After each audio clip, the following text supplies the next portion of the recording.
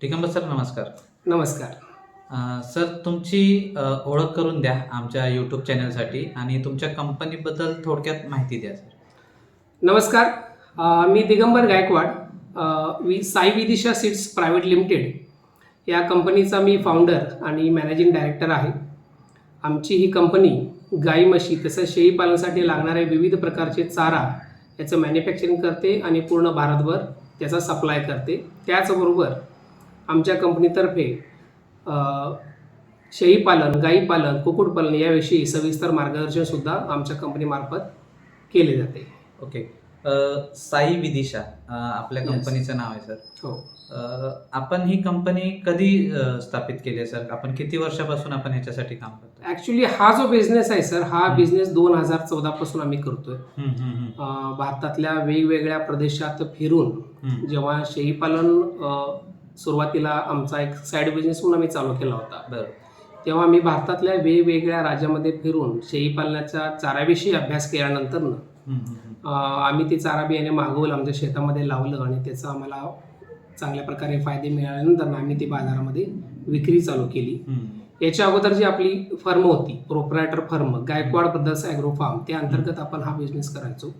आणि ही जी कंपनी आता Sai Vidisha seeds private limited हे जी कंपनी स्थापन केलेली आहे, ही 22 जून 2021 रोजी स्थापन केलेली आहे. ओके. इतिहास मात्र याला 2014 पासूनचा आहे. Okay okay. शेळी पालनातला सर तुमचा एक्सपिरियन्स भरपूर आहे. जसं हो. तुम्ही सांगितलं की शेळी पालनात तुम्ही भरपूर चाऱ्याचं म्हणजे एक्सपेरिमेंट भरपूर केलेत. हो. कुठले चारे दिले पाहिजेत, कुठल्या चाऱ्याने काय फायदा होईल.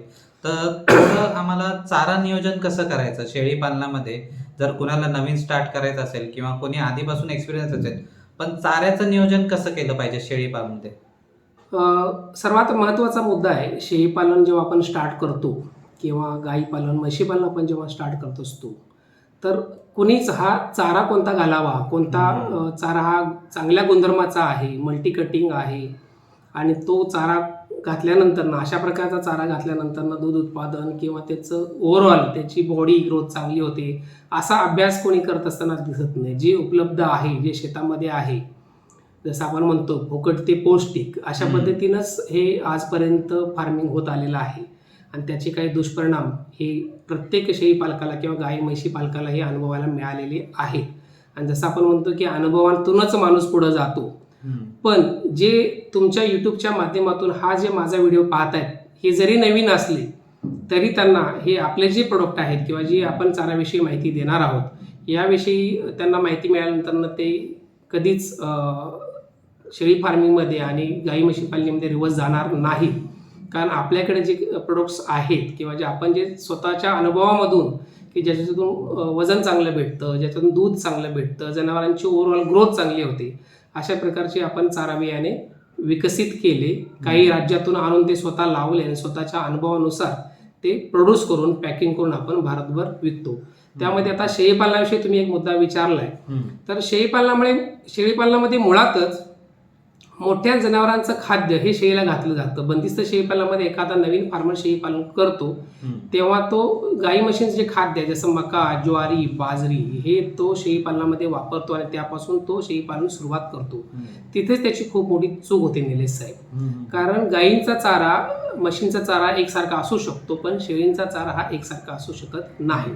आपण जर विचार केला तर पारंपरिक शेळीपालक जे चारा घालतात तो काही ज्वारी, बाजरी किंवा मका हे घालत नाही, तर ते पूर्णपणे फिरस्ती असतात आणि फिरून ते झाडपाला आणि बांधावरचं कवळं कवळं गवत आणि विविध प्रकारचा झाडपालांचा शेंडा, कोवळा असं हे त्यांचं खाद्य आहे. त्याच्यामुळं मुळातच सुरुवात होताना ही चुकीची होतीये.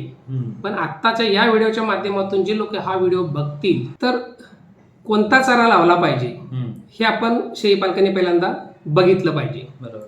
तर जसं मी सांगितलं, शेळीपालनाला झाडपाला हा लावला पाहिजे आणि कोवळं कोवळं गवत लावलं पाहिजे, तरच तुम्हाला शेळीपालनामध्ये चांगले फायदे दिसून येतात. झाडपाल्यांमध्ये चांगल्या प्रकारचे प्रोटीन असतात, मल्टीव्हिटॅमिन्स असतात आणि शेळ्यांचं डायजेशन सिस्टम त्या झाडपाल्याच्या हिशोबाने तयार झालेली असते. त्याच्यामुळे तो चारा त्यांना मॅक्झिमम प्रमाणामध्ये झाडपाला दिला पाहिजे.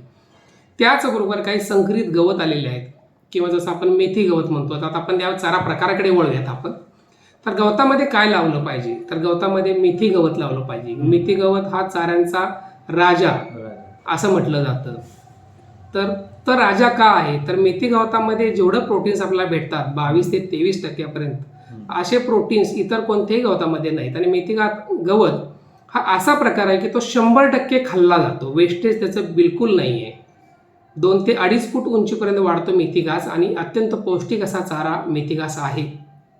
गुजरातमध्ये गाई पालन म्हशी पालन 100% मेथी घासावरती होतात. आपल्या ह्या भागामध्ये नाशिक नगर ह्या भागामध्ये मेथी घास मोठ्या प्रमाणामध्ये लावला जातो. भारतातल्या प्रत्येक कानाकोपऱ्यामध्ये आणि देशातल्या प्रत्येक देशामध्ये मेथी घास हा लावला जातो, म्हणून त्याला चाऱ्यांचा राजा म्हटलं जातं. तसा हा मेथी घास झाला. त्याचबरोबर दशरथ गवत हे कंपल्सरी लावलं पाहिजे. दशरथ गवत सुद्धा शेळी पालनामध्ये कंपल्सरी लावलं पाहिजे. त्याचबरोबर श्रीकृष्ण हत्ती गवत, ज्वारी बाजरी आणि मका या तिघांचं संकरित केलेलं बियाणं उपलब्ध आहे. त्याची काडी बारीक आहे, कूस नाही आहे त्याला, अशा प्रकारचं उंच जाणारं गवत सुद्धा आपण लावलं पाहिजे. आणि झाडपाल्याचा विचार करत असताना सुबाबळ लावला पाहिजे. शेळींचा सर्वात आवडता जर झाडपाला असेल तर सुबाबळ आहे. अगदी सुबाबळचा त्यांच्या खाण्यामध्ये 40% जरी उपयोग केला तरी सुद्धा त्याला कोणतीही बाधा होत नाही, अशा प्रकारचा बहुगणी सुबळपाला आहे. त्याच्यानंतर शेळ्यांचं दुसरं सर्वात महत्त्वाचं आवडतं झाडपाला म्हणजे शेवरी. आज जे पारंपरिक शेळीपालक आहेत किंवा घरगुती शेळीपालक आहेत त्यांच्या प्रत्येकांच्या घरी सुबाबळ भलेही नसेल पण शेवरी ही कंपल्सरी लावली जाते. सर्वात आवडीचा कुंपणाला शेवरी लावतात, फळबागेच्या बाजूला शेवरी लावतात आणि त्याचा झाडपाला म्हणून शेळीपालनामध्ये आवर्जून केला जातो. त्याचबरोबर कर्नाटकातल्या आणि तामिळनाडू आणि मध्य प्रदेशमधल्या काही भागामध्ये हादगा खूप मोठ्या प्रमाणामध्ये फेमस आहे. हादग्याची फुलं भाजीला आपण खातो. त्याचबरोबर हादग्याची जो पाला आहे तो शेळीपालनामध्ये शेवरीसारखाच खूप उपयोगी आहे. त्याचबरोबर आपल्याला चौथ्या प्रकारामध्ये तुतीच्या कांड्या, म्हणजे झाडपाल्यामध्ये सर्वात जास्त पौष्टिक जर कोणता असेल तर तुतीच्या कांड्या. तर तुतीच्या कांड्यासुद्धा आपल्याला शेळीपालनामध्ये लावल्या पाहिजेत. तर अशा प्रकारे विविध प्रकारचा झाडपाला आणि विविध प्रकारचं जर गवत आपण शेळीपालनामध्ये लावलं तर तुमची वजन वाढ, त्याच्यानंतर गर्भकाळातील गर्भाची वाढ, दूध वाढ आणि वजन वाढ ह्या सर्व गोष्टी त्यातून साध्य होतात, जेणेकरून तुमचा फार्म हा प्रगतीकडे वाटचाल करतो, ना की तो दुर्गतीकडे जातो. वेगवेगळ्या प्रकारचा प्रयोग करण्यात काही अर्थ नाही. जे आम्ही जुन्या शेळीपालकांनी जो प्रयोग केलेला आहे, एखाद्याच्या फार्मवरती जाऊन जुन्या फार्मवरती बघू शकता की त्यानं चाऱ्याचं काय मॅनेजमेंट केलं आहे. जर अशा प्रकारचं जर मॅनेजमेंट आपल्या फार्मवरती असेल तर निश्चितच आपल्याला चांगला त्यापासून फायदा होतो. सर, तुम्ही शेळी पालनातले चारा नियोजनामध्ये गवत आणि झाडपाल्याबद्दल बरीच माहिती दिली, पण ह्याच्यातले काही फायदे पण असतील आणि काही तोटे पण असतील, तर दोन्ही बद्दल जरा थोडी शॉर्ट मध्ये इन्फॉर्मेशन दिलीत तर बरं होईल. फायदा असा पहिल्यांदा की जसं मी तुम्हाला सांगितलं, उत्कृष्ट वजन वाढ, दूध वाढ आणि तुम्हाला ओव्हरऑल त्यांचं शरीराची वाढ ही जशी मिळते तसा दुसरा अजून एक फायदा, ही जी गवत मी सांगितलेली आहे त्याचा फायदा दुसरा असा असतो की जसं आपण पारंपरिक पिकं ज्वारी बाजरी गहू मका असं पेरतो, तर एकदा लावल्यानंतर त्याचं उत्पादन एकदाच होतं आणि कट करून त्याला परत आपल्या रानामध्ये दुसऱ्यांदा पेरावं लागतं आणि त्यासाठी परत 4 महिने आपल्याला वाट बघावी लागते. तर ह्या चाऱ्यामध्ये असं नाही. मेथी घास 3 वर्ष चालतो, दशरथ घास 5 ते 7 वर्ष चालतो, कृष्ण हत्ती घास 3 ते 5 वर्षापर्यंत चालतो, सुबाबळ आयुष्यभर चालतं, शेवरी 5 ते 6 वर्ष चालतं, हादगा 5 ते 6 वर्ष चालतं. तर हे बहुगुणी आणि बहुवर्षिक मल्टी कटिंग चारे आहेत हे सगळे. त्याच्यामुळे फायदाच फायदा आहे. नुकसान म्हणाल तर तसं ह्या कोणत्याही चाऱ्यापासून नुकसान कुठल्याही प्रकारचं नाहीये. फक्त तुम्ही शेळ्यांना जेव्हा एकाच प्रकारचा झाडपाला घालता किंवा एकाच प्रकारचं गवत घालतो तेव्हा मात्र तुम्हाला अपेक्षित अशी वजन वाढ किंवा अपेक्षित असा रिझल्ट त्याच्यातून तुम्हाला मिळत नाही. एकाच प्रकारचा झाडपाला आपण दिला नाही पाहिजे, म्हणजे व्हरायटी पाहिजे शेळ्यांना. हा, व्हरायटी. जेव्हा तुम्ही हे 3 प्रकारचं गवत आणि 3 प्रकारचा झाडपाला एकत्र करून कुट्टी करून जेव्हा तुम्ही घालताय किंवा दिवसभरामध्ये असं 3 प्रकार सकाळी मिक्स करून आणि 3 प्रकार संध्याकाळी मिक्स करून असं जरी घातलं तर याचा प्रचंड तुम्हाला फायदा दिसतो. ज्याच्याकडे जर तेवढी जमीन नसेल तर त्यांनी कमीत कमी 2 ते 3 चाऱ्याचं जरी मिक्सर दिलं तरी पण तरी सुद्धा चालू शकते. 1-2 प्रकारचं गवत आणि 2 प्रकार झाडपाला असं सजेस्ट करेन. 2 ते 3 प्रकारच्या म्हणण्यापेक्षा जे झाडपाला आहे आपण ते बॉर्डरला लावू शकतो आणि मध्ये प्लॉटिंग करून आपण दशरथ आणि मेथी गवत करू शकतो. निदान 2 गवत आणि 2 झाडपाला तर देणं गरजेचं आहे, जेणेकरून त्याची पूर्ण शरीराची जी भूक आहे त्याला जे मल्टीव्हिटॅमिन लागतात ते वेगवेगळ्या झाडपाल्यामधून आणि वेगवेगळ्या चाऱ्यामधून त्याच्यामध्ये गवतांच्या प्रकारामधून त्याला ते मिळत राहते. हा जो नेक्स्ट क्वेश्चन आहे सर, हा ऍक्च्युली खूप जुना आहे, म्हणजे खूप आधीपासून हा चालत आलाय की एका शेळीला आपण किती किलो पर्यंत चारा घातला पाहिजे. खूप महत्त्वाचा प्रश्न विचारला साहेब. हम्म. आपल्या कंपनीमार्फत हे सर्व प्रकारचे जे बिया आहेत, झाडपाला आणि गवताच्या, ह्या ऑल इंडिया पोच केल्या जातात. ऑर्डरसाठी प्रोसेस अशी आहे की ज्याही तुम्हाला चारा बियाणं लावायचं आहे ते तुम्ही ऑनलाईन पद्धतीने मागवू शकता. पोस्टाची आणि कोरिअरची सोय घरपोच आहे. शहराच्या ठिकाणी कोरिअर येतं आणि खेडेगावामध्ये वाडी वस्तीवरती आपलं इंडियन पोस्ट हे पोच होतं. जर मोठ्या प्रमाणामध्ये ऑर्डर असेल आणि लगेच दुसऱ्या तिसऱ्या दिवशी जर हवी असतील, मोठी क्वांटिटी असेल, तर एस टी पार्सलने सुद्धा दुसऱ्या तिसऱ्या दिवशी पोच हे मटेरियल होतं. एस टी पार्सलने आपल्याला एस टी डेपोपर्यंत हे मटेरियल येतं. तर मोड ऑफ ट्रान्सपोर्ट पोस्ट आहे, कुरिअर आहे आणि एस टी पार्सल आहे. त्याचबरोबर मोठी ऑर्डर असेल तर विहारीला सुद्धा आपण अवेलेबल आहे, विहारीला सुद्धा आपण पाठवू शकतो. ऑर्डर करण्यापूर्वी थोडंसं मला कॉल केलं आणि आपण किती जनावरं आहेत आणि किती चारा लावावं याच्याविषयी जर मार्गदर्शन घेतलं तर तुम्हाला ऑर्डर करण्यासाठी सोपं जाईल. त्याच्यामुळे डायरेक्ट ऑर्डर करण्यापूर्वी जसं मी सांगितलं की किती शेळ्यांना किती क्षेत्र लागेल, मग त्या क्षेत्रासाठी किती चारा बियाणं लागेल याच्यावर डिस्कशन करून जर ऑर्डर मागवली तर चांगलं राहील, जेणेकरून तुम्हाला बियाणं कमी नाही पडणार आणि तुम्हाला बियाण्याविषयी सखोल माहितीसुद्धा मिळेल. त्यामुळे फक्त व्हॉट्सअपवरती ऑर्डर देण्यापेक्षा तुम्ही कॉल करून सविस्तर बोलून ऑर्डर द्या. तुमची ऑर्डर ही कॅश ऑन डिलिव्हरीसुद्धा होते आणि पूर्ण पेमेंटवरती सुद्धा अवेलेबल आहे. व्हॉट्सअपवरती तुमचा पूर्ण पत्ता पाठवून तुम्ही कंपनीच्या बँक अकाउंट नंबरमध्ये पैसेसुद्धा भरू शकता. अदरवाईज कॅश ऑन डिलिव्हरी पाहिजे असेल तर मिनिमम डिलिव्हरीचा जो रक्कम असते, डिलिव्हरीसाठी जो खर्च येत असतो 50-100 रुपये किलोला, तेवढा घेऊन तुम्ही तुमची ऑर्डर बुक करू शकता आणि तुम्हाला कुरिअरनी, पोस्टानी किंवा बाकीच्या मोठ्या ऑर्डर असतील तर विहारेलने, एस टी पार्सलने हे तुम्हाला घरपोच बियाणं होऊन जातं. 2 ते 3 दिवसाचा कालावधी लागतो कमीत कमी, जास्तीत जास्त 6 ते 7 दिवसाचा कालावधी हे तुम्हाला ऑर्डर केल्यानंतर बियाणं घरपोच मिळतं. ह्याच्यामध्ये कुठल्याही प्रकारचं बियाणं आपण सेकंड क्वालिटीचं देत नाही. आपलं जे बियाणं जे आहे स्वच्छ, क्लीन आणि नॅचरल आहे. कुठल्याही प्रकारच्या याच्यामध्ये बियाणावरती आम्ही केमिकल प्रोसेस करत नाही आणि कुठल्याही प्रकारच्या याच्यामध्ये आपल्याला भेसळ नाही करत. आपल्या बियाणामध्ये कुठलेही दगड, माती किंवा इतर बियाणे मिक्स अजिबात नाही आहेत. एकदम आपलं बियाणं क्लीन आणि एकदम उत्तम दर्जाचं आणि जेनेटिकली प्युअर आहे. तुम्हाला भेसळ अजिबात भेटणार नाही. आणि विक्री केल्यानंतर लागवड पद्धत, विक्री पश्चात सेवा जसं संगोपन, कटिंग, खत व्यवस्थापन, पाणी नियोजन, उन्हाळ्यातली काळजी, हिवाळ्यातली काळजी, पावसाळ्यातली काळजी, कशा पद्धतीने त्याची काळजी घ्यायची, जनावरांना किती खाऊ घालायचं, असं विक्री पश्चात सुद्धा सेवा आपल्याकडे उपलब्ध आहे. त्यामुळे तुम्ही ऑर्डर करत असताना एकदम निश्चिंत राहा, कुठल्या प्रकारची मनात शंका बाळगू नका.